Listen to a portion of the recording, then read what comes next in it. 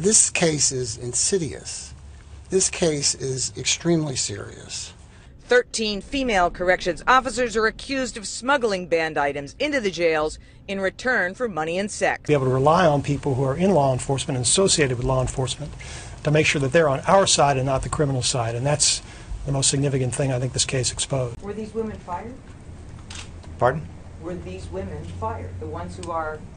No. They're in your institution having sex with the inmates. Right. Were they fired? No.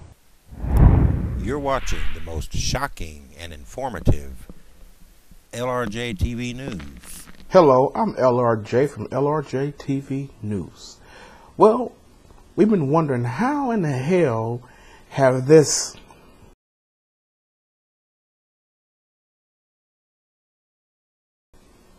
and this Choosing them on a diet, getting better, you heard me? That's how it's going down, you heard me? Let them run this bitch. Ain't no telling what we gonna do. Ain't no telling what we gonna do. been going on in our prisons. Well, guess what? Now we know. Let's go. Taxpayers pay the state to run the city's jails, but the federal indictment issued today reveals the extent to which the bad guys were in control. Inmate Tavon White, a leader of the Black Guerilla Family gang, was heard on a wiretap in January staking his claim. "This is my jail," he said. "I'm dead serious. I make every final call in this jail. Everything come to me. I am the law. My word is the law." White claims to make a nice profit, according to the indictment, selling smuggled drugs and phones. "My profit was $15,800 and something, or $16,800, $16,400, something. That ain't bad for a whole month." This case is insidious. This case is extremely serious. 13 female corrections officers are accused of smuggling banned items into the jails in return for money and sex. Corrections officer Kimberly Dennis on a wiretap. "There are some things I need to get done. My goal for this week is $2,000. I don't know where it's going to come from, but I'm going to make it happen." We need to be able to rely on people who are in law enforcement and associated with law enforcement to make sure that they're on our side and not the criminal side, and that's the most significant thing I think this case exposed. Sex was so prevalent inside the jails that BGF leader Tavon White fathered children with 4 different female officers. 2 had his name tattooed on their bodies. Corrections officer Jennifer Owens was heard to say, "I understand you're stressed out because you're locked up, but I am too.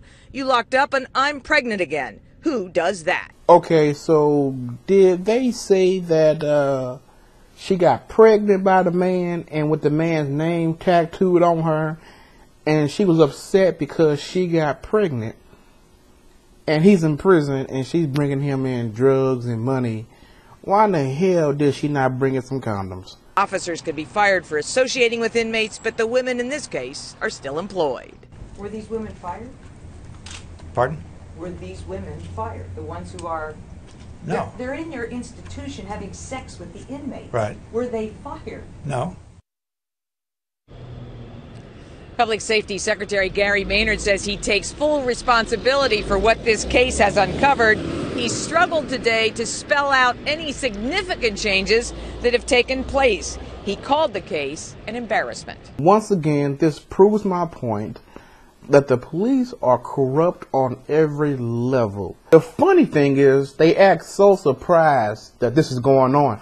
I can't believe that these COs are sneaking drugs and cell phones and video cameras and everything. If you're in prison updating your Twitter and uploading YouTube videos of you being in prison, obviously someone's bringing the stuff to you. Comment down below and let me know everything you think that they probably smuggled into their prison. Oh yeah, rate, comment, and subscribe because you be glad you did. I love you all. Peace. I'm wearing that President Orange.